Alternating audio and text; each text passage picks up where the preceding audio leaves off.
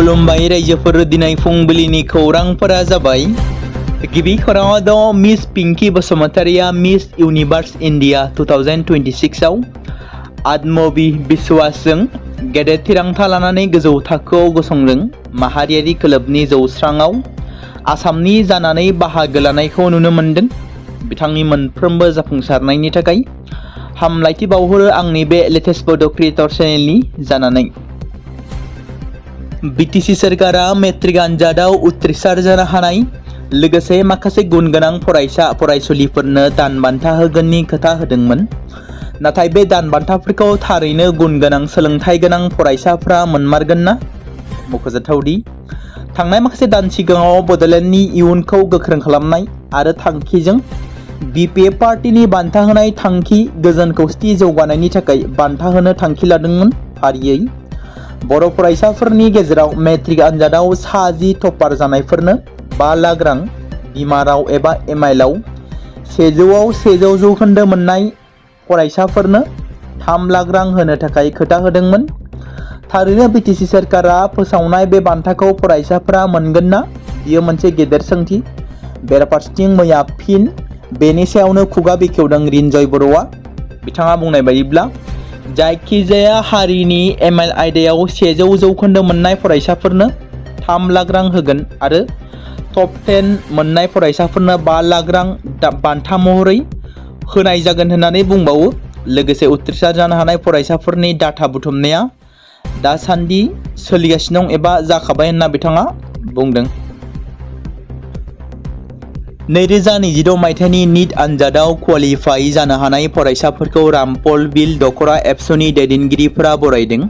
मैया 28 जुलाइ 2026 अक्ट'खालि मोनाबिलि 6:30 रिंगायाव रामफल बिल दखरा दुलाराय बर' फरायसा आफादनि आफादगिरि प्रहलाद बसुमतारी आरो गाहाय नेहाथारि मुसुखा बसुमतारी बिथांमोननि दैदेननाय हान्जाया दखरानि बेन्दोंनिफ्राय नीट आनजादाव क्वालिफाइ जानो हानाय गुन गोनां फरायसाफोर सुस्मिता हाज'वारी आरो क्रिस्टिना बर'खौ गावबा गावनि न'आव थांनानै गाहाम हामलायथि होनायजों लोगोसे आर'नाइ आरो बिबारजों बरायहैनाय जायो।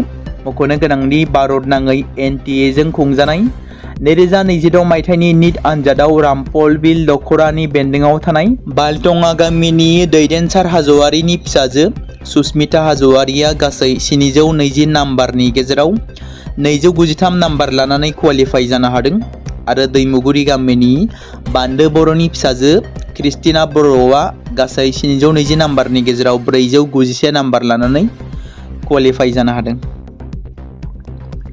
बर' माहारियारि फरायसा आफाद एबा बनसुनि अदालगुरियाव गोजोन हान्जा सुरदों।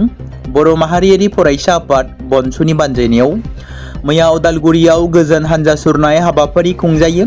अदालगुरि गोजौसिन गेजेरारि फरायसालिनिफ्राय जागायनानै अदालगुरि जिल्ला बेंगिरिनि मावखुलिसिम हान्जा सुरदों। हान्जा सुरनायनि उनाव बनसुनि दैदेनगिरिफ्रा जिल्ला बेंगिरिनि गेजेरजों भारतनि गाहाय मन्त्रि आसामनि गिबि मन्त्रिनिसिम गोसोखां बिलाइ गथायदों। हान्जानि गुबै दाबिफोरा गासै मोन 8, जेरै सेथियाव दङ बर' रावखौ UPSC आनजादाव सोसननाय, नैथियाव दङ 2020 मायथाइनि बिटिआर गोजोन गोरोबथानि दफानि बादियै फरायसालिफोरखौ सोरखारि खालामनाय, थामथियाव दङ समबादि बर' फरा बिजाबखौ बर' फरायसाफोरनो मोनहोनाय, ब्रैथियाव दङ स्कुल कलेजफोराव गोख्रैनो फोरोंगिरि आरो मावख'गिरि थिसननाय, बाथियाव दङ एग्जामनि पेपार लिक जानायनि बेरेखायै गोख्रों होबथानायनि राहा लानाय, दथियाव दङ डिग्री कलेजाव फिस खमायनांगौनि दाबि, स्निथियाव दङ बर' बिजोंनि सोलोंथाइखौ फोरानाय, दाइनथियाव दङ जन गण मन फरायनायाव फरायसाफोरनि हेंथायै बिफाव लानायखौ सोंखारिनाय। मैयानि हाबाफारियाव अदालगुरि जिल्ला बनसुनि बिबानगिरिफोरनि अनगायैबो मिरु बनसुनि आफादगिरि ब्रिटेन इस्लारि, गाहाय नेहाथारि सानसुमा बसुमतारी, बोसोनगिरि पबित्र बर' आरो क'क्राझार, चिरां, बाक्सा, तामुलपुर, बेरगाव, बिश्वनाथ जिल्लाफोरनि दैदेनगिरिफ्राबो बाहागो लादों। हान्जा सुरनायाव गोबां फरायसा आरो लाइमोनफ्रा फ्लेग कार्ड लानानै सोमावसारो। बीटीसीनि दिनै जानो गोनां गोलोम बोथोरनि जथुम्माखौ लानानै UPPLनि दैदेनगिरि दिपेन बर'नि मोनसे फेसबुक पस्ट। बिथाङा बुंदों, सोलोंथाइ आयदाखौ लानानै बिटिसिनि गाहाय मावफुं सोद्रोमा आरो लेङाइ गाहाय मावफुं सोद्रोमानिसिम साधारन रायजो राजाफोरनि सोंलु। सेथियाव, भेन्सार फरायसालिफोरखौ माब्ला सोरखारि खालामनायनि राहा लागोन? बिटिसि 2025 भेन्सार फरायसालि सोरखारि खालामनायनि बिलआ आसाम बिधान सभायाव मानो दैखांजायाखिसै? ना आसामनि आयेनजोंसो बिटिसिनि फरायसालिफोरखौ सोरखारि खालामनो नागिरबाय? नैथियाव, एलपि एमइ टेट फोरोंगिरि थिसननाया माब्ला जागोन? थामथियाव, गोदानै फोसावनाय माइजार एबा एमालगेमेसननि उनाव 2224 बर'/असमिया बिजों फरायसालिनि गेजेराव बेसेबां बर' बिजों फरायसालि थांना थागोन?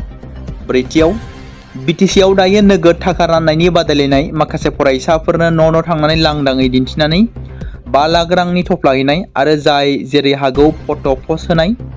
जोंनि मेरिटियास फरायसा फरायसुलिफ्रा निट, जि एडभान्स, जि मेन्स उथ्रिसारनो हादों। बिथांमोननो स्कलारशिप अनसुंथाइ होनाया सोरखारनि बिबान, नाथाय होनांगौमोन एकाउन्टआव रानबाय थोंजों नोगोद रां।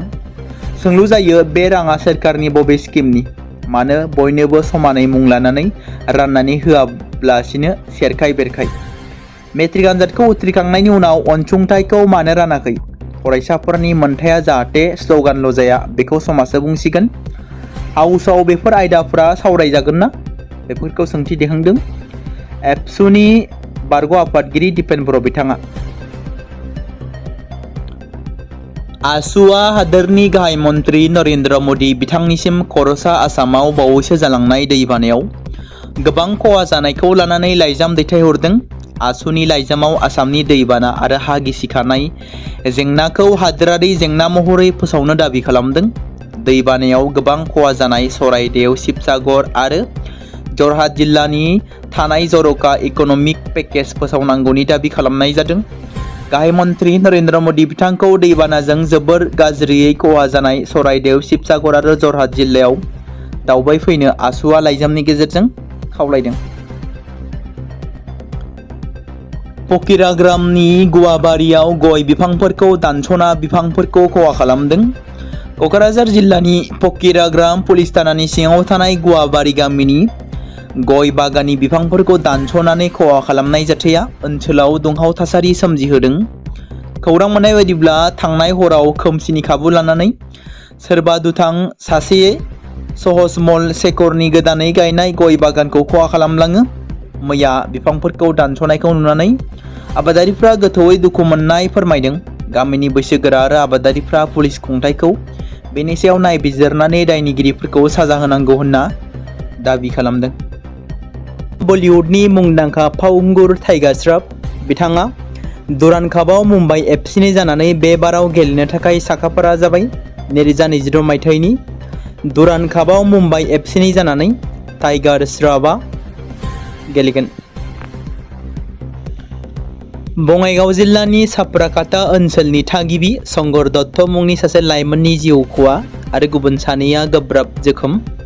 सोलिफु सावन दाननि बिहार रायजोआव बल बम सिबिनो भागलपुर रेल स्टेशननिफ्राय गंसे अट' गारिजों थांबाय थानाय समाव सुल्तानगंज मेहेसि लामा सेराव इथा जाबनानै दोननायाव गिख्रंथावै सौदावो आरो बे सौदावनायावनो जाब्रबथाय जानानै बिथां शंकर दत्तनि जिउ खहा जायो आरो गुबुन सानैया गोब्राब थासारियाव फाहामथाय लानो गोनां जादों। भारतनि मुंदांखा थागिबि अख्रांमा दावबायारि अनिल मेनना अख्रांमायाव जारिमिन सोरजिनो थाखाय थियारि जाबाय। नासानि अख्रांमा दावबायारि अनिल मेनना फैगौ सप्तायाव गावनि केरियारनि गिबि स्पेस वाक खालामगोन। समबाराव फोसावनाय नासानि रिपर्टनि बायदिब्ला अख्रांमा दावबायारिया इन्टारनेशनेल स्पेस स्टेशननि बायजोआव स्टेशननि सलार पावार सिस्टेमखौ आपग्रेड खालामनो आरो कमिउनिकेशन सिस्टेमनि एन्टेनाफोरखौ सोलायनो थाखाय खामानि मावगोन। अनिल मेनननि बिफा केपि शंकरन मेनना केरेलानि पलक्कड़नि थागिरि। अनिल मेनन आरो जेसिका मीरआ 6 आगस्तआव गावनि गिबि स्पेस वाकखौ जागायनो थाखाय थियारि जागायदों। नासानि थि सम बादियै स्पेस वाकआ 6 आगस्त, 13 आगस्त आरो 25 आगस्तआव जागोन। बे मिशननि गेजेरजों मिथिनो मोननाय जादों दि स्पेस स्टेशनखौ इयुनाव इन्टारनेशनेल स्पेस स्टेशननि रल आउट सलार एरे गायसननायनि थाखाय थियारि खालामनाय जागोन। बे समावनो अनिल मेनन आरो बिथांनि लोगो अख्रांमा दावबायारिफ्रा 13 आगस्तआव नैथि स्पेस वाकआव स्पेस टू ग्राउन्ड कमिउनिकेशन एन्टेनाखौ सोलायगोन। पाकिस्तान दखल खालामजानाय काश्मीर पकआव हिंसायारि जाथाय सोमजिदों। 27 जुलाइ 2020 खालार समबार खालि गिबि खोलोबनि बिसायख'थि सोलिफुबाय थानाय समाव मोनसे थासारि सोमजिदों जेराव बेल बक्सफोरखौ अर सावना होदोंमोन। मख'नो गोनांदि बे हिंसानि जाहोनाव सासे सुबुंनि जिउ खहा जायो आरो गोबां सुबुंफोरा गोब्राबै जोखोम जादोंमोन। जोखोम जानाय सुबुंफोरखौ देहा फाहामसालियाव दैथायहरनाय जाबाय। फारसेथिं पुलिस आरो खुंथाया जाथायनि सायाव नायबिजिरनायखौ जागायदों। गुबुन फारसेथिं माखासे सुबुंफोरा सोंथि खालामदों दि भट होनाय समाव बेफोरबादि जाथाया मानो जाखो। गुवार ओनसोलाव पुलिस रैखाथि गार्डफोरनि बिफावनि सायावबो सन्देह खालामनाय जादों, जेराव पुलिसफोरनि रैखाथि होसेयावबो मानो बेबादि जानो मोनखो बेखौ सोंथि दिखांदों। बे समाव नोंथांमोननि गेजेराव फिन आरोबाव फोसावनो लादों गेदेमा रन्जन दैमारिनि बागै। जों बयबो मिथिगौ मोनसे समाव आलादा रायजो बड'लेण्डनि थाखाय हारिनि रैखाथिनि थाखाय बर'नि हाथियार लाग्रा आफाद जोनोम होनानै गोबाव सम सोरखारनि हेंथायै दावहा नांबोनाय बयजोंबो मोजां मोनजाग्रा रन्जन दैमारिया दासिमबो जोबथेसालियाव दं। सिबिआइ केसजों एक्टिभ जानानै थानायनि जाहोनाव बिथांजों लोगोसे माखासे बारग' एनडिबि केडारफोरा दासिमबो जेलावनो दं। बे बाथ्राखौ मख'नो गोनांदि 2022 सुप्रिम कर्टनि गोदान हियारिंनि तारिखआ फोसावजायाखै, जेराव बिथांनि हियारिंआ माब्ला जाफिनगोन, जेराव बिथाङा जोंनि गेजेराव माब्ला उदां अख्राङाव फैनो खाबु मोनगोन। जोंनि गोजौ थाखोनि दैदेनगिरि राजखान्थिगिरिफ्रा आथिखालाव मानो जेबो गारां दिखाङाखै, मानो बिथां गेदेमानि फारसे जेबो बाथ्रा बुंलिया, जेराव बर'नि गेजेराव दङ 3 एमपि। बिथांमोना दिनै गेदेमा बिथांनि थाखाय गारां दिखांगोन ना? मख'नो गोनांदि गोबां समफोराव बिथां गेदेमानि हियारिं जानानै थांदोंब्लाबो मोजां फिथाइ थायाखै, जेराव उकिलफोरनि सम मोनै आरो गुबुन आयेनारि जाहोनफोरनि थाखाय गेदेमानि हियारिंआ दोनथ'जागासिनो दं। बेराफारसेथिं बिथां गेदेमानि बिनानाव अनजालि दैमारिनि नाजानाय आरो गोबां बारग' एनडिबिफोरनि गोख्रोङै नाजाबोबाय थानायजों गोबां खेब हियारिं जानानै थांदोंब्लाबो बिथांनि बेल हियारिं जानो गोनां समावनो उकिलफोरनि सम आरो खाबु होनो हायैनि जाहोनाव बिथां गेदेमा रन्जन दैमारिनि हियारिंआ आद्रा जानानै थानो गोनां जादों। माब्ला बिथांनि फिन हियारिंआ जाफिनगोन, माब्ला बिथाङा जोंनि गेजेराव बर' हारिनि गेजेराव उदां जानानै फैनो खाबु मोनगोन। बेराफारसेथिं बर'नि आथिखालनि गोबां गोजौ थाखोआव थानाय दैदेनगिरि राजखान्थिगिरिफोरखौ आथिखालाव गेदेमा बिथांनि फारसे जेबो बाथ्रा बुंनायखौनो नुनो मोनाखै। बिथां गेदेमाखौ उदां खालामनांगौनि थाखाय सोर सोरखारनि हेंथायै बाथ्रा बुंगोन, सोर गारां दिखांगोन रन्जन दैमारिनि थाखाय, बेखौ उननि समासो फोरमायसिगोन।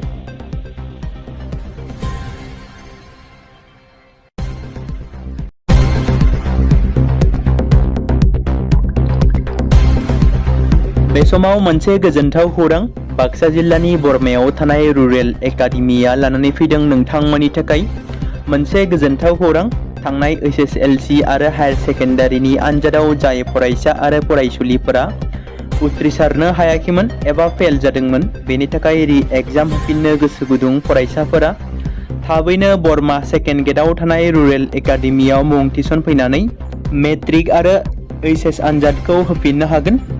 बेनि अनगायैबो जाय फरायसाफोरा थांनाय मेट्रिक आरो एइचएस आनजादाव नांगौ बादि जौखोन्दो एबा मार्क्स लानानै उथ्रिसारनो हायाखैमोन, बिथांमोनाबो बे रुरेल एकाडेमियाव एडमिशन खालामफैनानै मार्क्स इमप्रुभमेन्ट खालामनो हागोन। स्ट्रिम हिसाबै आर्ट्स, साइन्स आरो कमार्सनि गासैबो फरायसाफोरा रुरेल एकाडेमियाव एडमिशन खालामनो हागोन। बेनि थाखाय थाबैनो 8761903455 नङाब्ला 8720358865 जानबुं नम्बराव जगाजग खालामहरनो हागोन।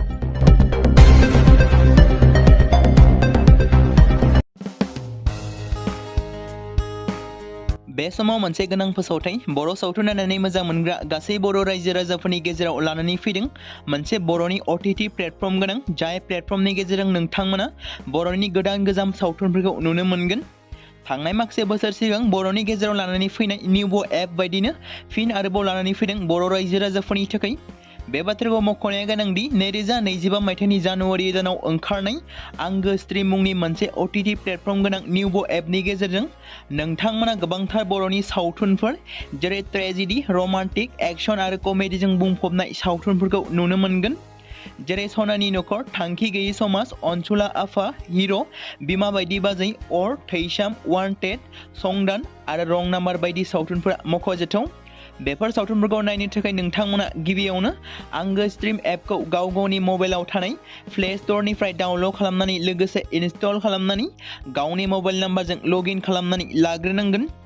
बेनि उनाव नोंथांमोना गोबांथार नुनो मोनै सावथुनफोरखौ गुगोल पे, फन पे आरो पेटिएमजों रं नाम्बार सावथुनखौ नायनो थाखाय 60 रां आरो संदान सावथुनखौ नायनो थाखाय 80 रां, वान्टेड सावथुनखौ नायनो थाखाय 60 रां, थैसाम सावथुनखौ नायनो थाखाय 60 रां बेबायदिनो गोबांथार नुनो मोनै सावथुनफोरखौ नायनो थाखाय सुबिदा खालामनानै होदों आंगो स्ट्रीम प्लेटफर्मा। फिन नोंथांमोननि गेजेराव फोरमायबावनो लादों बर' सावथुन नायनानै मोजां मोनग्रा गासै बर' रायजो राजाफोरनि गेजेराव लानानै फैदों मोनसे बर'नि OTT प्लेटफर्म गोनां जाय प्लेटफर्मनि गेजेरजों नोंथांमोना बर'नि नुनो मोनै सावथुनफोर जेराव गोदान गोजाम सावथुनफोरखौ नुनो मोनगोन। बे बाथ्राखौ मख'नाया गोनांदि 2025 मायथाइनि जानुवारि दानाव दिहुनजानाय आंगो स्ट्रीम मुंनि मोनसे OTT प्लेटफर्म गोनां एपनि गेजेरजों नोंथांमोना गोबांथार बर'नि ट्रेजेडी, रमान्टिक, एक्शन आरो कमेडीजों बुंफबनाय सावथुनफोरखौ नुनो मोनगोन। जेरै रं नाम्बार, संदान, वान्टेड, थैसाम, अर, बिमा बायदि बाजै, हिर', अनसुला आफा, थांखि गैयै समाज, सनानि नखर बायदि बायदि सावथुनफ्रा मख'जाथाव। बेफोर सावथुनफोरखौ नायनो थाखाय नोंथांमोना गिबियावनो आंगो स्ट्रीम एपखौ गावनि मबाइलाव थाखानाय प्ले स्ट'रनिफ्राय इनस्टल खालामनानै गावनि मबाइल नाम्बारजों लगइन खालामखांनायनि उनाव नोंथांमोना गोबांथार नुनो मोनै सावथुनफोरखौ गुगोल पे, फन पे आरो पेटिएमजों रं नाम्बार सावथुनखौ नायनो थाखाय 60 रां, संदान सावथुनखौ नायनो थाखाय 80 रां, वान्टेड सावथुनखौ नायनो थाखाय 60 रां, थैसाम सावथुनखौ नायनो थाखाय 60 रां बेफोरबायदिनो अर सावथुनखौ नायनो थाखाय 60 रां पे खालामनांगोन।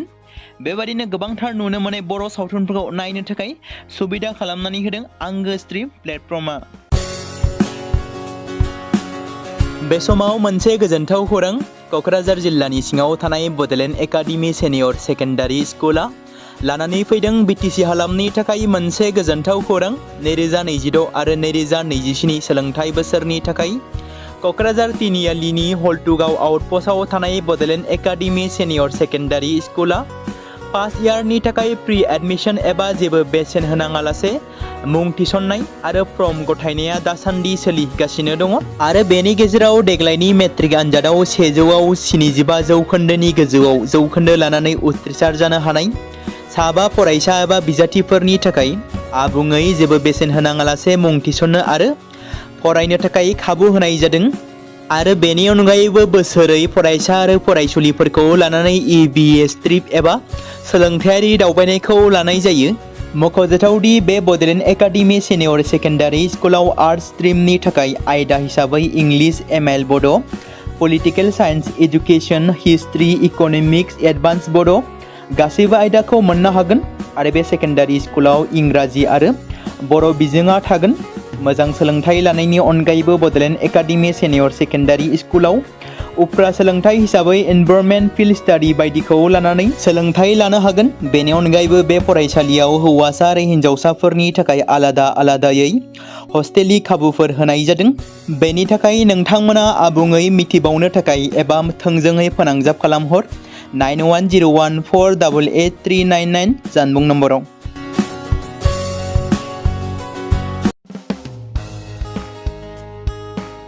बे समाव मोनसे गोनां फोसावथाय, बर' सावथुन नायनानै मोजां मोनग्रा गासै बर' रायजो राजाफोरनि गेजेराव लानानै फैदों मोनसे बर'नि OTT प्लेटफर्म गोनां जाय प्लेटफर्मनि गेजेरजों नोंथांमोना बर'नि गोदान गोजाम सावथुनफोरखौ नुनो मोनगोन। थांनाय माखासे बोसोर सिगां बर'नि गेजेराव लानानै फैनाय निउबो एप बायदिनो फिन आरोबाव लानानै फैदों बर' रायजो राजाफोरनि थाखाय। बे बाथ्राखौ मख'नाया गोनांदि 2025 मायथाइनि जानुवारि दानाव ओंखारनाय आंगो स्ट्रीम मुंनि मोनसे OTT प्लेटफर्म गोनां निउबो एपनि गेजेरजों नोंथांमोना गोबांथार बर'नि सावथुनफोर जेरै ट्रेजेडी, रमान्टिक, एक्शन आरो कमेडीजों बुंफबनाय सावथुनफोरखौ नुनो मोनगोन। जेरै सनानि नखर, थांखि गैयै समाज, अनसुला आफा, हिर', बिमा बायदि बाजै, अर, थैसाम, वान्टेड, संदान आरो रं नाम्बार बायदि सावथुनफोरा मख'जाथाव। बेफोर सावथुनफोरखौ नायनो थाखाय नोंथांमोना गिबियावनो आंगो स्ट्रिम एपखौ गाव गावनि मबाइलाव थानाय प्ले स्ट'रनिफ्राय डाउनल'ड खालामनानै लोगोसे इनस्टल खालामनानै गावनि मबाइल नाम्बारजों लगइन खालामनानै लाग्रोनांगोन। बेनि उनाव नोंथांमोना गोबांथार नुनो मोनै सावथुनफोरखौ गुगोल पे, फन पे आरो पेटिएमजों रं नाम्बार सावथुनखौ नायनो थाखाय 60 रां आरो संदान सावथुनखौ नायनो थाखाय 80 रां, वान्टेड सावथुनखौ नायनो थाखाय 60 रां, थैसाम सावथुनखौ नायनो थाखाय 60 रां बेबायदिनो गोबांथार नुनो मोनै सावथुनफोरखौ नायनो थाखाय सुबिदा खालामनानै होदों आंगो स्ट्रिम प्लेटफर्मा। फिन नोंथांमोननि गेजेराव फोरमायबावनो लादों बर' सावथुन नायनानै मोजां मोनग्रा गासै बर' रायजो राजाफोरनि गेजेराव लानानै फैदों मोनसे बर'नि OTT प्लेटफर्म गोनां, जाय प्लेटफर्मनि गेजेरजों नोंथांमोना बर'नि नुनो मोनै सावथुनफोर जेराव गोदान गोजाम सावथुनफोरखौ नुनो मोनगोन। बे बाथ्राखौ मख'नाया गोनांदि 2025 मायथाइनि जानुवारि दानाव दिहुनजानाय आंगो स्ट्रिम मुंनि मोनसे OTT प्लेटफर्म गोनां एपनि गेजेरजों नोंथांमोना गोबांथार बर'नि ट्रेजेडि, रमान्टिक, एक्सन आरो कमेडिजों बुंफबनाय सावथुनफोरखौ नुनो मोनगोन।